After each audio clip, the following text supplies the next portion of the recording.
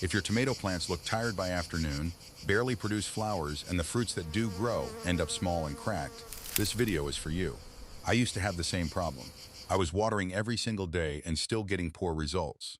Then I tried one simple change to the way I water my tomatoes, and my harvest nearly doubled. I'm going to show you exactly how I did it, step by step. Let's get into it. Foundation: here are my tomato seedlings. They're healthy, strong, and ready to go into the ground. But before I plant them, I want to explain something most beginners get wrong. Watering from the top sounds logical, but most of that water never reaches the roots. It sits on the surface, evaporates quickly, and leaves the deep roots dry and stressed. Tomatoes need consistent moisture deep in the soil, not just on top. When the roots stay dry, the plant panics. It drops flowers, produces fewer fruits, and becomes weak against disease. The fix is simple. You stop watering the surface and start feeding the roots directly. Soil preparation: tomatoes love loose, well-drained soil. If your soil is hard or holds too much water, the roots struggle to breathe and the plant grows slowly. Before planting, I dig a hole about 25 centimeters deep, wider than most people dig. At the bottom of the hole, I place a few pieces of banana peel flat against the soil.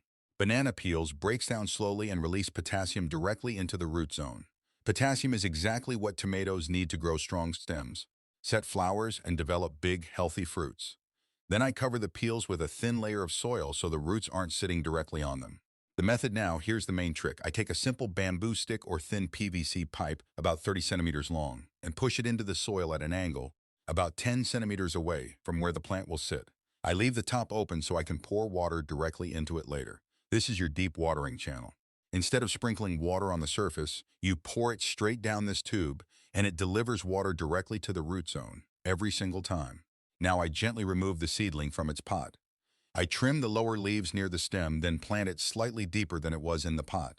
Burying part of the stem encourages new roots to grow along it, giving the plant a stronger, wider root system. I press the soil firmly around the base to close any air gaps. Good contact between soil and roots means the plant can start absorbing water and nutrients right away. Why this works: when you water through the tube, the water bypasses the surface completely. It goes straight down to where the roots actually are. This means the soil surface stays drier, which reduces fungal disease and keeps pests away. At the same time, the deep root zone stays consistently moist, so the plant never goes through that stressful dry-wet cycle that causes fruit, cracking, and flower drop. The roots also follow the moisture downward. Over time, your plant develops a deep, strong root system that can handle heat, dry spells, and heavy fruit loads without struggling. Nutrient boost: about 5 to 7 days after planting. Once the plant has settled in and started growing new roots, I give it its first nutrient boost. I use fermented banana peel water. I take 2 or 3 dried banana peels, soak them in 1 liter of water for 24 hours, then strain out the solids and keep only the liquid. This liquid is rich in potassium and small amounts of phosphorus, both of which support flower production and fruit development in tomatoes. Before feeding, I pour a little plain water down the tube first, just for 1 minute. This wakes up the root zone and prevents fertilizer shock.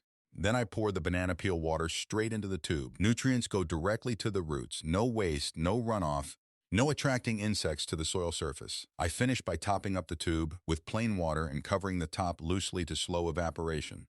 This method changed the way I grow tomatoes completely. The plants stay stronger through hot afternoons. The flowers don't drop.